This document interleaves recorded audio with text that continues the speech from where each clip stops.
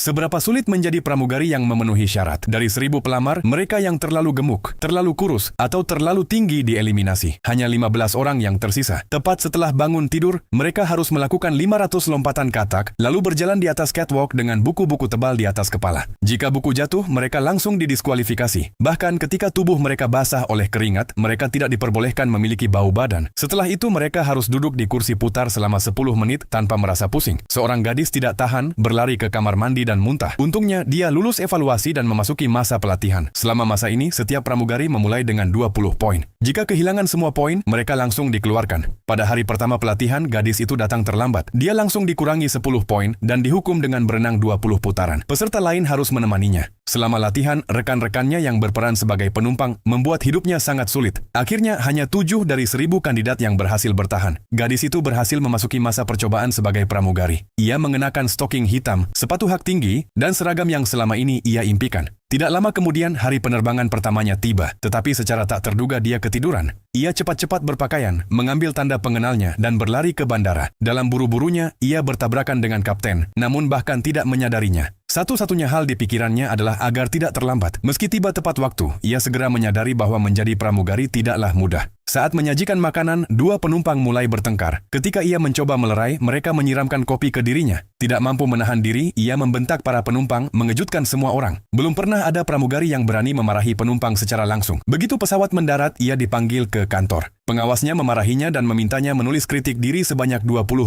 kata. Namun keesokan harinya, masalah lain muncul. Ia meminta seorang penumpang yang tampak lusuh pindah ke kelas ekonomi, hanya untuk mengetahui bahwa tiketnya adalah kelas bisnis. Ketakutan, ia meminta maaf berulang kali, tetapi penumpang itu tetap bersikeras untuk mengajukan keluhan. Frustrasi, ia meluapkan emosinya di udara. Lalu saat lepas landas, ia melihat seorang penumpang belum mematikan ponselnya. Setelah diingatkan dan tetap tidak patuh, ia akhirnya kehilangan kesabaran dan langsung menarik penumpang tersebut. Tiba-tiba seorang penumpang lain mengalami serangan jantung. Kepala pramugari segera memberikan pertolongan pertama. Tetapi ketika tiba saatnya melakukan CPR, rekan kerjanya malah membeku. Gadis itu mendorongnya dan melakukan CPR sendiri. Tak lama kemudian, tanda-tanda vital penumpang tersebut kembali. Segera setelah itu ia berlari ke kamar mandi dan muntah, tidak mampu menahannya.